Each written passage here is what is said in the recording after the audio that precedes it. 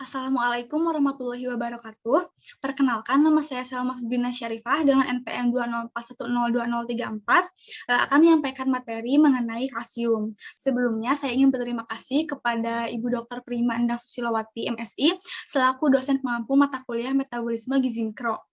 Baiklah, langsung saja. Kalsium adalah mineral yang paling banyak ada pada manusia. Total kalsium pada rata-rata orang dewasa adalah sekitar 1000 gram, yang hampir 99% terdapat dalam tulang dan gigi. Sisanya sekitar 10 gram didistribusikan di berbagai jaringan dan cairan tubuh. Otot dan saraf memiliki kalsium relatif lebih banyak daripada jaringan lain. Kalsium terdapat dalam tulang, terutama dalam bentuk kalsium fosfat. Di dalam cairan ekstraseluler dan intraseluler, kalsium berperan penting dalam mengatur fungsi sel. Kalsium mengatur kerja hormon dan faktor pertumbuhan. Ketika kadar kalsium tinggi di dalam darah, maka akan menyebabkan kelenjar tiroid mengeluarkan kalsitonin yang dapat merangsang pengendapan kalsium di dalam tulang, kemudian mengurangi penyerapan kalsium di ginjal dan usus. Kemudian jika kadar kalsium rendah di dalam darah, maka akan membuat kelenjar paratiroid mengeluarkan paratormon atau paratiroid hormon yang menyebabkan merangsang tulang untuk mengeluarkan kalsium dan juga meningkatkan penyerapan kalsium dalam ginjal serta usus.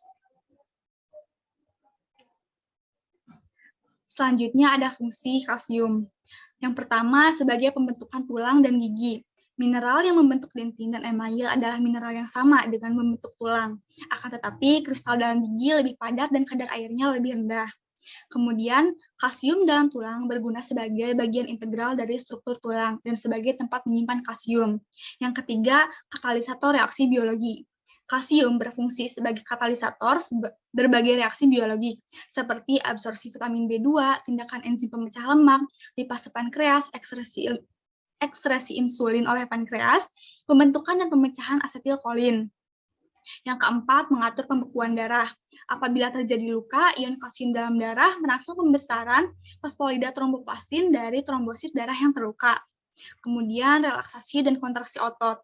Pada waktu otot berkontraksi, kalsium berperan dalam interaksi protein di dalam otot, yaitu aktin dan miosin. Berperan dalam fungsi saraf, tekanan darah, dan fungsi kekebalan. Meningkatkan fungsi transport membran sel, stabilisator membran, dan transmisi ion melalui membran organel sel. Kemudian sebagai aktivator enzim-enzim seperti lipase, succinate dehidrogenasa, adenosin trifosfat, dan proteolitik enzim tertentu. Yang terakhir, kalsium mempengaruhi transisi impuls saraf. Asetilkolin berperan untuk menyalurkan rangsangan saraf. Selanjutnya ada pembekuan darah. Di tahap pertama, ketika terjadi luka, trombosit akan pecah dan kemudian mengeluarkan trombokinase. Trombokinase berperan penting dalam merubah protombin menjadi trombin. Tahap kedua, perubahan protombin menjadi trombin juga dipicu oleh ion kalsium. Tahap 3, trombin berfungsi sebagai enzim yang dapat mengubah fibrinogen menjadi fibrin. Fibrin memiliki fungsi, yaitu mengubah faktor fibrin monomer menjadi fibrin polimer, sehingga membuat fibrin menjadi lebih stabil dan tidak larut dalam plasma, sehingga mampu membuat pendarahan menjadi tersumbat. Selanjutnya ada proses metabolisme. Sebanyak 30-50% kalsium yang dikonsumsi diabsorpsi tubuh yang terjadi di bagian atas usus halus, yaitu duodenum. Kalsium membutuhkan pH 6 agar dapat berada dalam kondisi terlarut. Absorpsi kalsium terutama dilakukan secara aktif dengan menggunakan alat angkut protein pengikat kalsium. Absorpsi pasif terjadi pada permukaan saluran cerna. Kalsium hanya bisa diabsorpsi bila terdapat dalam bentuk larut air dan tidak mengendap karena unsur makanan lain. Kalsium yang tidak diabsorpsi atau dikeluarkan melalui feses. Kalsium dapat keluar melalui urin, sekresi cairan yang masuk saluran cerna, serta keringat. Kemudian ada dampak kelebihan kalsium.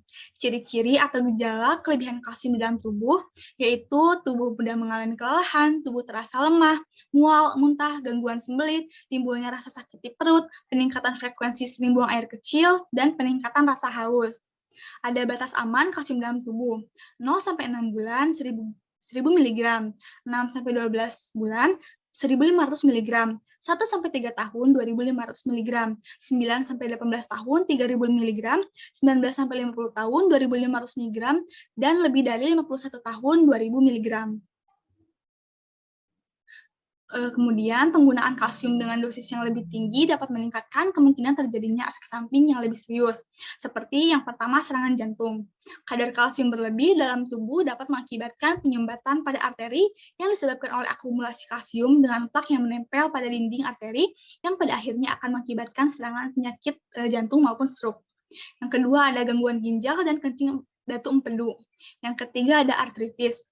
Kelebihan kadar kalsium dalam tubuh dapat mempromosikan peningkatan resiko artritis, yaitu peradangan pada daerah persendian yang disertai dengan rasa sakit, pembengkakan, sendi terasa kaku, serta keterbatasan gerak tubuh. Selanjutnya, itu menghambat regenerasi sel. Kalsium dapat membantu proses regenerasi sel, terutama pada tulang.